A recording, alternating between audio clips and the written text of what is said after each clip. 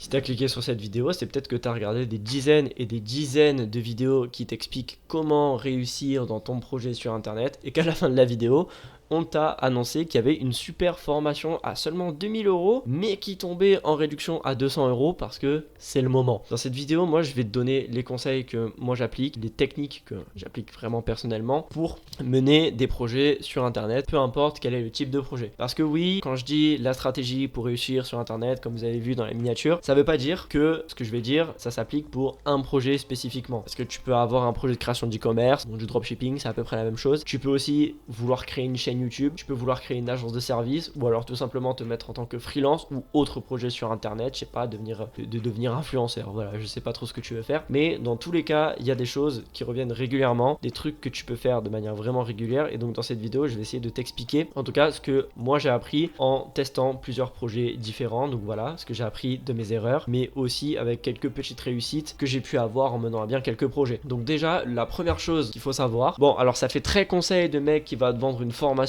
pour développer ton business à la fin de la vidéo, mais là c'est pas le cas. Le conseil que je peux te donner, c'est bon, fais des études quand même à côté. Si par exemple t'as à peu près mon âge, voilà, continue à faire tes études. Sait-on jamais que voilà, faut que t'aies un matelas de sécurité, ou par exemple si t'es au taf, continue de taffer, mais ne compte pas trop non plus sur les études, parce que les études, ça t'apprend des trucs, mais c'est pas ça qui va te faire réussir. Moi je vais te donner un exemple. Je fais des études, enfin en tout cas j'ai fait des études en BTS communication, et là bon, je compte aller sur un bachelor pareil dans le domaine du marketing digital. Bon, ce que j'y apprends, c'est du marketing, c'est de la communication. Alors pourquoi est-ce que je ne suis pas capable de créer un site avec des centaines de milliers de visites? Pourquoi est-ce que je suis pas capable de me créer une chaîne YouTube qui en 6 mois peut atteindre genre je sais pas les 1000, 2000, 3000 abonnés? On t'apprend un petit peu comment faire, mais on va pas en détail, on va pas dans le professionnel. Et donc c'est vrai que dans énormément d'études, bon là moi je t'ai parlé du marketing, de la communication, mais ça peut être n'importe quel type d'études, en général, bon tu vas pas forcément dans les détails, tu vraiment passes le truc comme ça, mais on t'apprend pas forcément grand chose. Je vais encore te prendre un autre exemple. Dans mon BTS, j'étais censé faire donc tout ce qui est de la prospection, apprendre à faire de la vente, et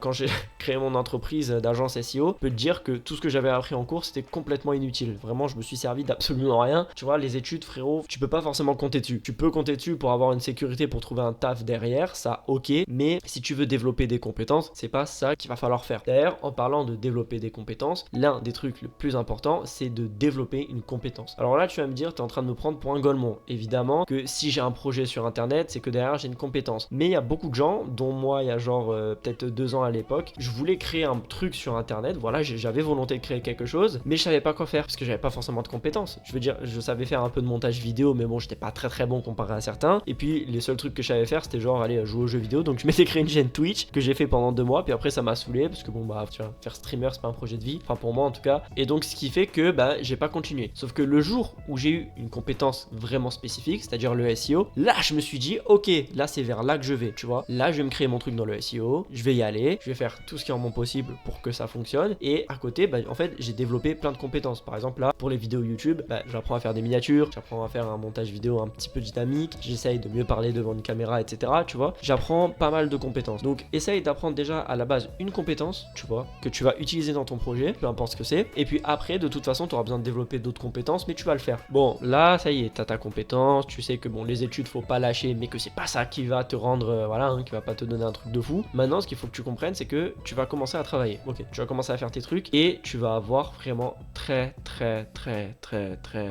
peu de résultats. Donc qu'est-ce qui est important? C'est la régularité et la consistance. Ça c'est un truc que beaucoup de gens disent. Moi je suis marrant à dire ça alors que j'ai que 60 abonnés, mais ce que je veux dire c'est que je sais que si je continue, que je suis régulier, que je persiste, etc., de temps en temps il y a des petites vidéos qui font 1000 vues, tu vois, de temps en temps il y a un petit truc qui monte et je prends 20 abonnés d'un coup, tu vois, et bah petit à petit c'est censé augmenter de plus en plus, et c'est ça dans énormément de choses. C'est aussi le cas en SEO par exemple, pour ceux qui connaissent un petit peu. En SEO tu commences, t'as quelques visites parce que tu t'es positionné sur quelques mots clés que personne ne recherche, et au fur et à mesure tu vises de plus en plus gros jusqu'à en fait être sur des mots clés que beaucoup de gens cherchent et qui sont extrêmement concurrentiels, mais où en fait vu que ça fait longtemps que t'es dans le game, que ça fait longtemps que tu fais des trucs, bah en fait tu vas pouvoir viser. Ok, là l'important dans chaque projet c'est d'être régulier, consistant, ce que tu veux, de pas abandonner. Ça c'est un conseil qui se vaut pour n'importe quoi. Et donc l'autre petit concept qui est assez intéressant, c'est un truc qui s'appelle l'A/B testing. Alors A/B testing, qu'est-ce que c'est? C'est une technique qui est pas mal utilisée par exemple dans le domaine de construction de site web pour améliorer en fait le taux de conversion. C'est-à-dire que le taux de conversion, c'est quoi? C'est quelqu'un qui va arriver sur une page, sur toutes les personnes qui arrivent sur la page, combien de personnes vont acheter?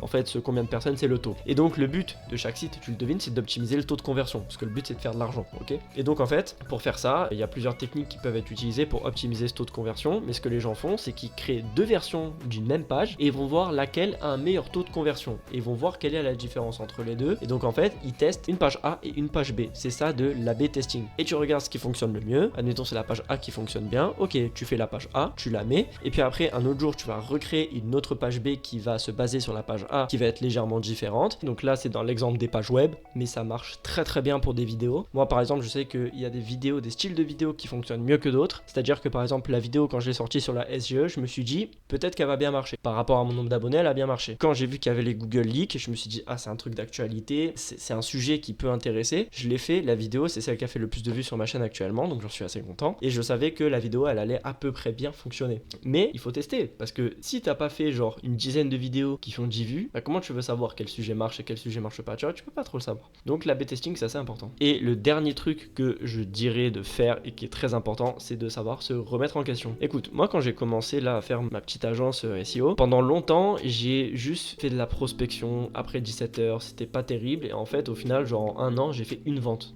une vente et demie disons, parce qu'il y en a une que j'ai fait gratuit donc ça compte pas vraiment, mais disons que j'ai fait une vente. C'est pas terrible, le bilan est mauvais. Et donc je me suis dit peut-être que si j'y arrive pas, c'est pas parce que moi je suis nul, que je sais pas, que je suis une merde, que je mérite pas tout ça, c'est peut-être juste parce que peut-être que j'emploie pas la bonne méthode, tu vois, peut-être que c'est pas bien ce que je fais, peut-être c'est pas de la bonne manière. Et donc du coup ce qui est important c'est de savoir se remettre en question, tu vois. Si tu sais pas te remettre en question sur ton projet, admettons tu fais une vingtaine de vidéos, il y en a aucune qui marche, aucune qui te fait gagner un abonné, tu dis ouais bon peut-être que je fais un truc de travers, tu vois. Si t'es capable de te remettre en question, là à ce moment-là, si tu combines ça au fait que tu es quelqu'un de persévérant, tu vois, si ta persévérance, A/B testing et remise en question, là c'est le combo gagnant. Là en réalité sur la vidéo, si tu devais retenir que 3 trucs, c'est tu testes un truc, tu fais de l'A/B testing, t'es persévérant et tu sais te remettre en question. Si t'as ces 3 trucs, a priori n'importe quel projet t'es censé réussir. Parce qu'en fait si à chaque fois tu fais le truc qui marche le mieux, juste en mieux à chaque fois, normalement c'est censé marcher au bout d'un moment, tu vois. Donc bref, abonnez-vous. Je rappelle que aux 1000 abonnés, je crée un Discord communautaire où moi je vous donnerai des conseils personnalisés sur votre stratégie SEO, voilà, pour ceux qui ont un projet de création de site web. Et puis voilà, bisous.